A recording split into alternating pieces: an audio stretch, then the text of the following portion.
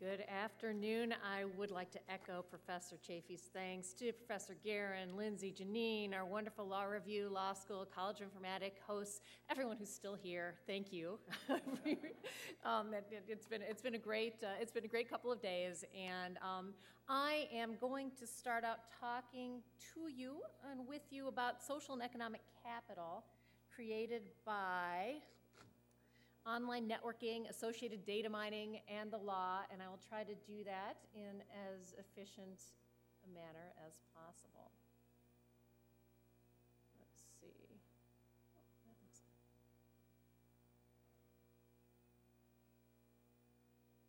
Fantastic. All right, so we've heard a fair amount over the last couple of days and the wonderful sessions we had about social media in general, some specifics, not a whole lot. Again, in the remaining time we have, we're not going to delve in too deeply, but we certainly get the concept that social media has quite a reach, absolutely, across all borders. There's one of many maps available out there shows with the dark blue we have the reach of Facebook, which is currently far and away the broadest reaching form of social media. This map pegs Facebook users at 640 million. The last statistic I saw was 845 million as of a couple days ago. It's expected to reach over 1 billion by the end of this year. So there's a huge reach regardless across all borders of social media users. You'll see the red, the little red Q zone circle, which is encompassing China. Already 480 million users in China of Q zone. China's seen to be the biggest internet market around, and Facebook is desperately trying to get in to China because it's the biggest internet market around. Of course, there are some still government regulations on the use of social media, but at this point, we have the idea that Facebook is still leading the pack, trying to stay there.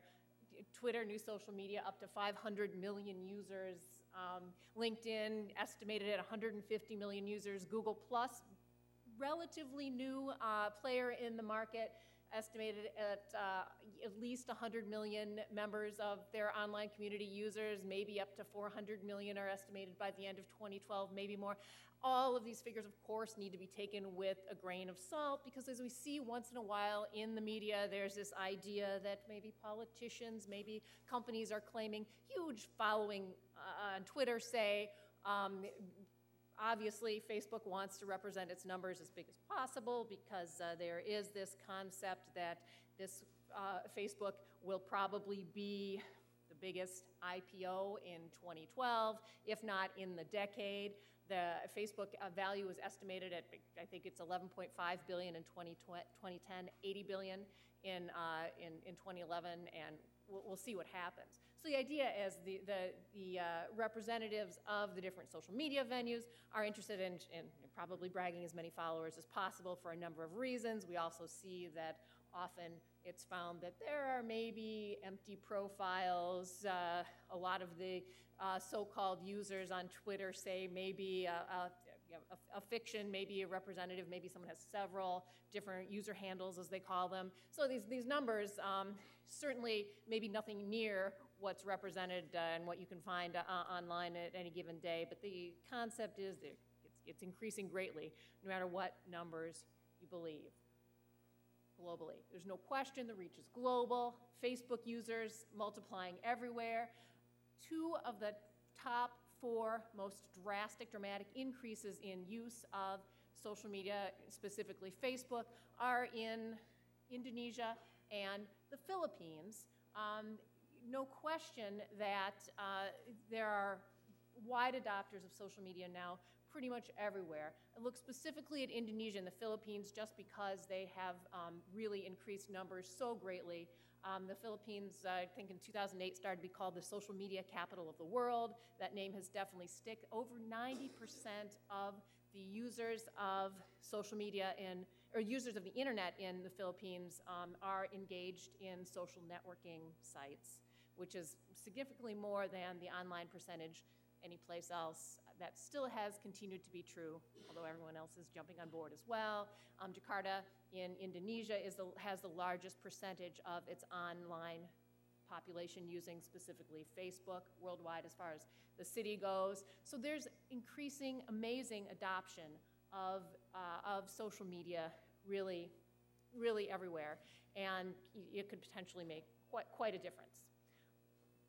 The worldwide growth of this social networking, no doubt, has countless implications for local cultures, for the concept of globalization, for the idea of the economy, the global economy, the local economies. David Sotolis from the World Bank certainly told captivating numbers about the idea that, for instance, maybe a developing economy who has access to broadband internet grows really exponentially and quite quickly. I think the economic ramifications of not only broadband access, but actually engagement in social media and interaction online, no question has a lot of implications far and wide, culturally, economically, and otherwise. Not necessarily in the realm that we can cover today, but I think it's absolutely worth recognizing.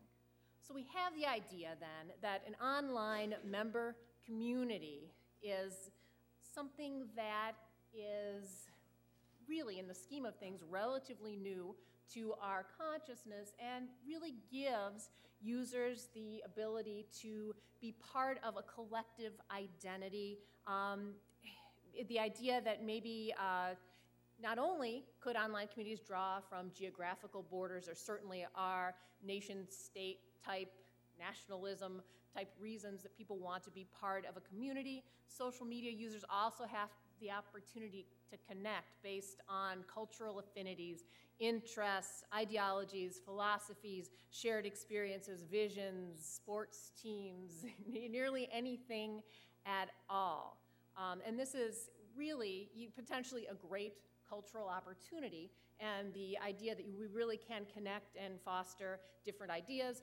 It's also potentially an issue, as we've talked about over the past couple of days, for maybe users to get locked into others who share similar negative ideas, stereotypes, and such. So there are definitely social issues related to these online member communities that can mean many things, both good and bad. The idea is that, well, we've got something that really is maybe like a post-national, global kind of opportunity for communities of individuals connect. Maybe there's some sort of connection to the idea of the imagined community of nation that Benedict Anderson has discussed, nation being kind of an imagined political community, imagined both as inherently limited and sovereign. We've got the idea that we're connected to people a lot of people will never even met. Certainly social networks could be seen as an imagined social community within the greater internet society, limited yet sovereign, potentially significant economic influence, no question, supported by the dissemination of information. However, as information scientists, lawyers, educators on a Friday afternoon, that's really all we're going to go into as far as Benedict Anderson. I can't, though, help but point out that there's got to be a vague notion of social structure as not irrelevant to the potential framework of governing laws that are going to relate to this information management. We've struggled, certainly within the U.S. and within the global community, with trying to address what are the laws going to look like? How on earth can we deal with really what I think is a different society, an internet society? How are we going to deal with those jurisdictional issues, those enforcement issues?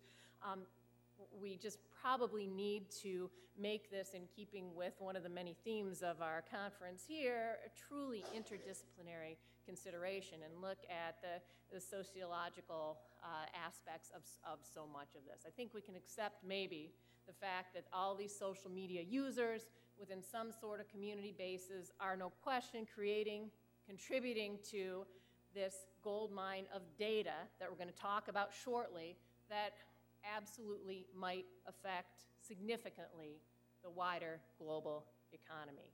just seems the laws ought to take this into effect. I'm a lawyer. I'm not a sociologist. I know Dr. Keeling would probably be a fantastic person to address how all this might come together. You know, we could talk about Saskia Sassen and Michel Foucault and all sorts of fantastic academics who work in that realm as well, trying to bring it all together.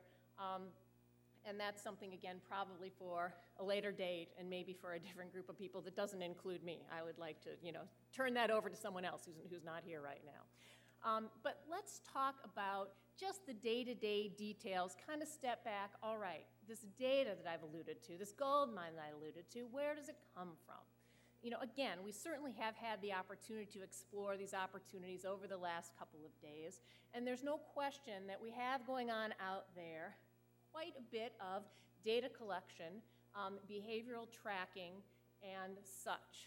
We all are probably generally familiar with the idea of cookies as little text files that get dropped onto our computer to maybe help remember things like usernames and passwords, maybe do a little looking around to see where we're going, where we're entering a website, where we're coming out, collecting this data to help the dropper of the cookie figure out what people are doing online.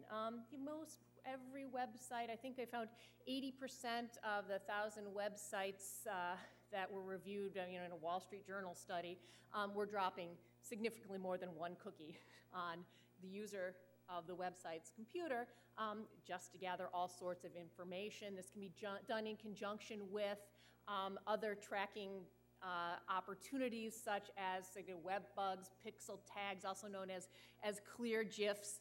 It has all sorts of different names there. The idea is that there's this clear file that you cannot see that either can come in an email or when you visit a website that also works often in conjunction with cookies to gather information, do a lot of tracking, try to get behavioral information as far as who you are, where you're from, maybe what your age range is, maybe what your income level is, what kind of stuff are you looking for. All this kind of information can be gathered together along with geolocation. You know, again, where are you? Lots of technologies to be able to find out where you are. I signed on to Facebook for purely professional reasons once I got here, and I immediately got an email from Facebook saying, hey, it looks like you're someplace you haven't signed on before. We want to make sure that this is you. Rather than being comforted by this, I was a little bit freaked out. You know, I understand that this is how it works. Still alarming nonetheless. And there's information pretty much letting you know letting whoever is collecting the information know who you are, where you are, what you're doing, what you're looking for, you know, how much time do you spend looking for these things? Are you going from site to site? How are you, what's your behavior like online? Deep packet inspection of all the different parts of the files that are resulting from the data you're sending and transmitting, all sorts of opportunities. Number one, that can be collected and sold maybe to advertisers so that using Facebook as the obvious example, you can get a little message that pops up next to your feed that says, you know, hey, just wanted to let you know Cleveland Browns merchandise is on sale, or, you know, look at, you know, there's other people in your high school class who might be looking for you, and, you know, or here we are, you know, maybe we've got a 10% off coupon for the student union at NKU, or whatever the situation is. You know, they know where you are and what you're doing, and because they want to send you ads. This kind of information, again, so we'll end there with the whole, you know, the rest of the presentation is not only to freak you out about the fact that, you know, they're watching you, they're looking at us, they're tracking us, because we know that, I guess, in theory. The idea is, all right, well, what about all this mined data? Can we do this? To what extent? And really, what effect does this have on the global market economy?